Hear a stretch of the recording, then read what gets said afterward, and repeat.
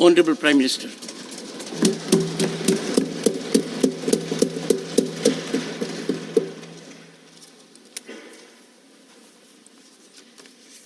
आदरणीय सभापति जी,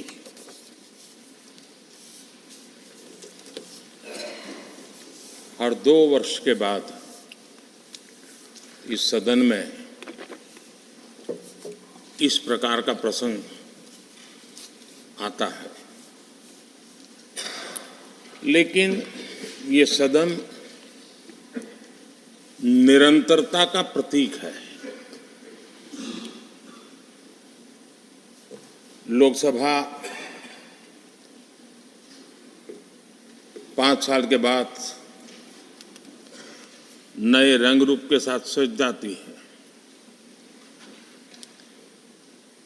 ये सदन हर 2 वर्ष के बाद एक नई प्राण शक्ति प्राप्त करता है, एक नई ऊर्जा प्राप्त करता है, एक नए उमंग और उत्साह का वातावरण भर देता है। और इसलिए हर 2 साल में जो होने वाली विदाई है, वो विदाई एक प्रकार से विदाई नहीं होती है। वो ऐसी स्मृतियों को यहां छोड़ करके जाते हैं, जो स्मृतियां आने वाली जो नई बैच होती है, उनके लिए ये अनमोल विरासत होती है। जिस विरासत को वो यहां अपने कार्यकाल के दरमियान और अधिक मूल्यवान बनाने का प्रयास करते हैं। जो आदरणीय सांसदगण अपने, कुछ लोग जा रहे हैं, हो सकता है कुछ लोग आने के लिए जा रहे हो और कुछ लोग जाने के लिए जा रहे हो। मैं विशेष रूप से माननीय डॉक्टर मनमोहन सिंह जी का स्मरण करना चाहूंगा। 6 बार इस सदन में वो अपने मूल्यवान विचारों से और नेता के रूप में भी और प्रतिपक्ष में भी नेता के रूप में उनका बहुत बड़ा योगदान रहा है। वैचारिक मतभेद, कभी बहस में छिटाकशी, वो तो बहुत अल्पकालीन होता है, लेकिन इतने लंबे अरसे तक जिस प्रकार से उन्होंने इस सदन का मार्गदर्शन किया है, देश का मार्गदर्शन किया है, वो हमेशा हमेशा जब भी हमारे लोकतंत्र की चर्चा होगी, तो कुछ माननीय सदस्यों की जो चर्चा होगी, उसमें माननीय डॉक्टर मनमोहन सिंह की योगदान की चर्चा जरूर होगी।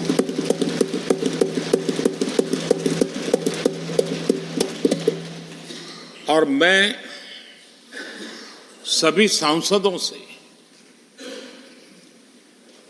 चाहे इस सदन में हो या उस सदन में हो, जो आज है वो शायद भविष्य में आने वाले हो, मैं उनसे जरूर कहूंगा कि ये जो माननीय सांसद होते हैं, किसी भी दल के क्यों न हो, लेकिन जिस प्रकार से उन्होंने अपने जीवन को कंडक्ट किया होता है, जिस प्रकार की प्रतिभा के दर्शन उन्होंने अपने कार्यकाल में कराए होते हैं, उसका हमने एक गाइडिंग लाइट के रूप में सीखने के लिए प्रयास करना चाहिए। मुझे याद है उस सदन के अंदर लास्ट कुछ दिनों में एक वोटिंग का अवसर था, विषय तो मैं छूट गया मेरा, लेकिन पता था कि विजय ट्रेजरी बैंक की होने वाली है।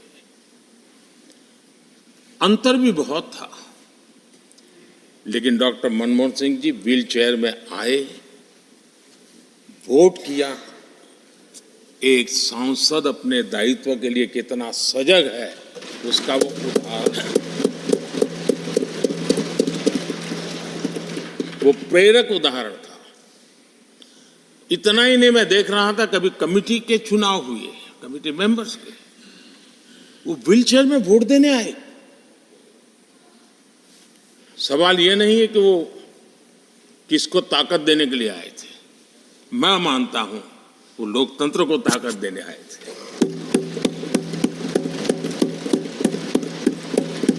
और इसलिए आज विशेष रूप से मैं उनके दीर्घायु के लिए हम सब की तरफ से प्रार्थना करता हूं। वे निरंतर हमारा मार्गदर्शन करते रहें, हमें प्रेरणा देते रहे। आदरणीय सभापति जी, जो हमारे साथी नए दायित्व की ओर आगे बढ़ रहे हैं, इस सीमित विस्तार से एक बड़े विस्तार की तरफ जा रहे हैं, राज्यसभा से निकल करके जनसभा में जा रहे हैं, तो मैं मानता हूं उनका साथ, यहां का अनुभव, इतने बड़े मंच पर जा रहे हैं, तब देश के लिए एक बहुत बड़ी पूंजी बनकर के निकलेगा।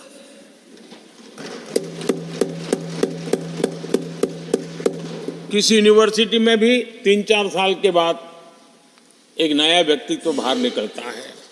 ये तो 6 साल की विविधताओं से भरी हुई है, अनुभव से घड़ी हुई एक ऐसी यूनिवर्सिटी है जहां 6 साल रहने के बाद कोई भी व्यक्ति ऐसा निखर करके निकलता है, ऐसा तेजस्वी बन करके जाता है, वो जहां भी रहता है, जिस भूमिका से रहता है, वो अवश्य हमारे कार्य को अधिक ताकतवर बनाएगा, राष्ट्र के काम को गति देने का सामर्थ्य देगा।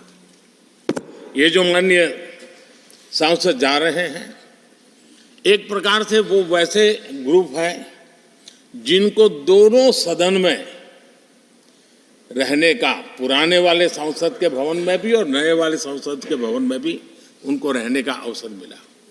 ये साथी जा रहे हैं, वो आजादी के 75 वर्ष अमृत काल का, उसके नेतृत्व का साक्षी बनकर के जा रहे हैं। और ये साथी जो जा रहे हैं, हमारे संविधान के 75 साल, उसकी भी शोभा बढ़ाते हुए आज हम सबके के साथ जा रहे हैं। तो अनेक स्मृतियां लेकर के जा रहे हैं। हम वो दिन भूल नहीं सकते कि कोविड के कठिन कालखंड में हम सब ने परिस्थितियों को समझा, परिस्थितियों के अनुकूल अपने आप को गढ़ा। यहां बैठने के लिए कहा तो यहां बैठो, वहां बैठने के लिए कहा तो वहां बैठो, उस कमरे में बैठने के लिए कहो। किसी भी दल के किसी भी सांसद ने ऐसे विषयों को लेकर के देश के काम को रुकने नहीं दिया। और कोरोना के वो कालखंड जीवन और मौत का खेल था, घर से बाहर निकले पता नहीं क्या होगा। उसके बाद भी माननीय सांसदों ने सदन में आकर के देश की जिम्मेवारियों को निभाया, देश को आगे बढ़ाया।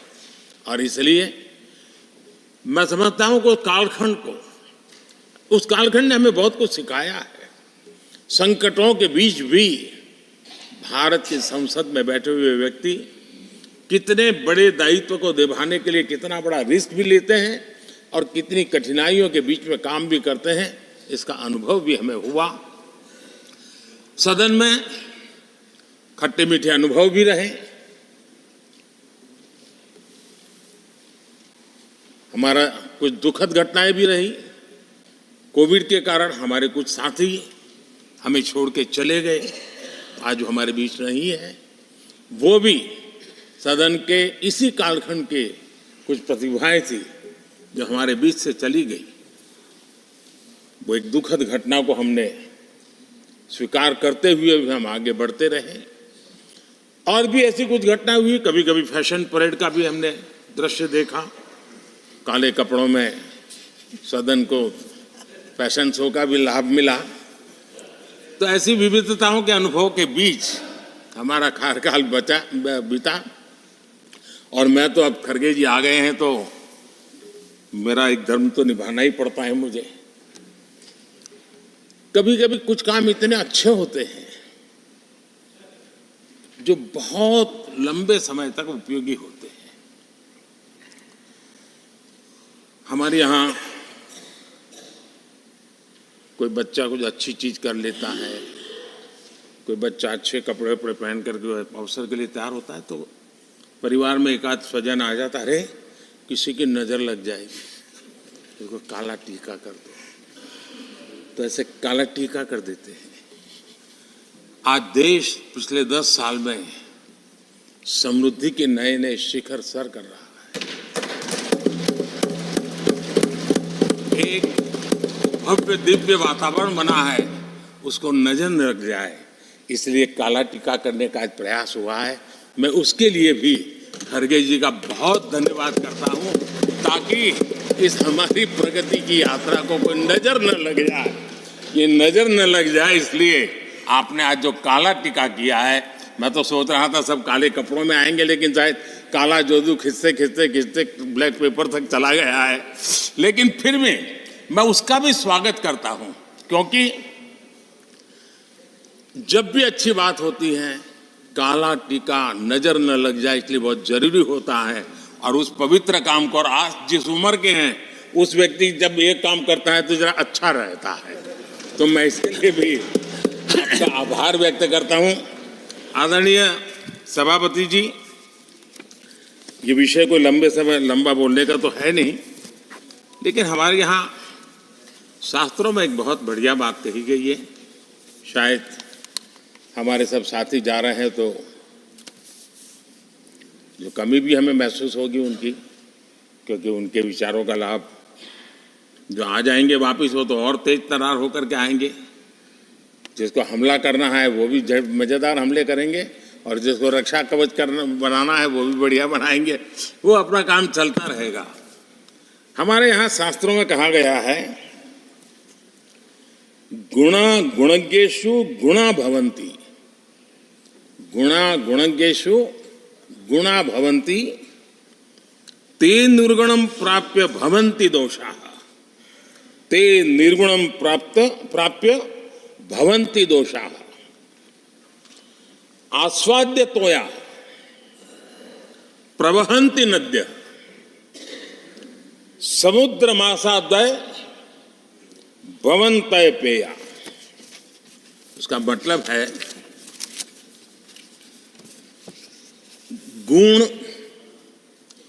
गुणी लोगों के बीच रहकर गुण होते हैं। जो गुणी लोगों के बीच रहने का मौका मिला तो उनके साथ रहने से हमारे भी गुणों में बढ़ोतरी होती है। निर्गुण को प्राप्त करके